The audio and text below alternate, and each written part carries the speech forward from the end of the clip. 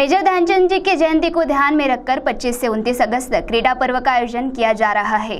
इसी संदर्भ में 25 अगस्त को इस प्रतियोगिता का उद्घाटन हॉकी स्पर्धा से किया गया। तो चलिए नजर डालते हैं इस खबर पर। Development and research education multipurpose society dream Chandrapur की ओर से मेजर ध्यानचंद जी की जयंती के औचित्य को ध्यान में रखकर क्रीड़ा दिन के निमित्त दिनांक 25 अगस्त से 29 अगस्त के बीच क्रीड़ा पर्व का आयोजन किया गया है। इस पर्व का उद्घाटन सामाजिक कार्यकर्ता अनुताई दहेगांवकर के हाथों किया गया। कार्यक्रम के अध्यक्ष के स्थान पर हॉकी प्रमोटर एसोसिएशन के उपाध्यक्ष प्रभाकर टोगर थे। वहीं प्रमुख अतिथि के रूप में हॉकी प्रमोटर एसोसिएशन के सचिव रुपेश सिंह चौहान, वरिष्ठ हॉकी खिलाड़ी नीलेश ठाकरे, वरिष्ठ हॉकी खिलाड़ी बबलू सोनकर, ड्रीम चंद्रपुर के कोषाध्यक्ष नीलेश शेंडे मंच पर उपस्थित थे।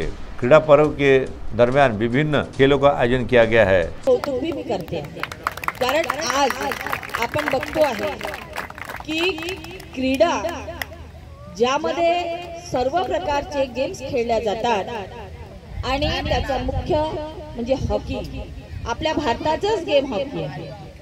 आताच ऑलिम्पिक मध्ये आपण बघितलं आहे की हॉकीने कास्य पटकावलं आहे, म्हणजे भारताचा मान हॉकी मध्ये या देशावर उंचावलेला आहे।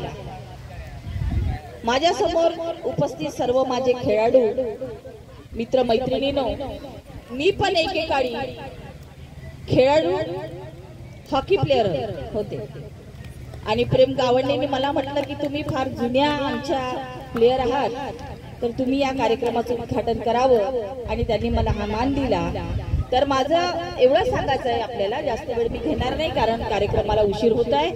छोटे छोटे इथे मुले बसलेले आहेत। मी एवढंच म्हणेन की खेळाडू हा कोणत्याही प्रकारचा खेळ करत असेल त्याचे दोन फायदे आहेत। एक म्हणजे तो सर्व शरीराने फिट असतो, बिमाऱ्या त्यांच्या जवळ सुद्धा येत नाही आणि तो आपल्या विचाराने आणि शरीराने एवढा डेव्हलप होतो की त्याला काही पण म्हणजे त्यांचं क्षेत्र खेळाडू क्षेत्र समजा आहे त्याच्यामध्ये एक जिद्द, चिकाटी आणि एक हिम्मत तयार होते।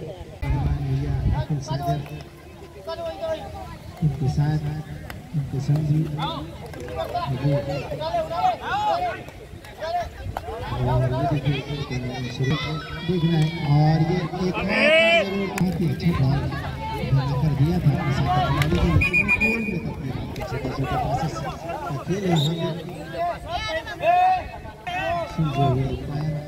और ये देखिए सी टीवी के लिए हमारे प्रतिनिधि वैभव की रिपोर्ट।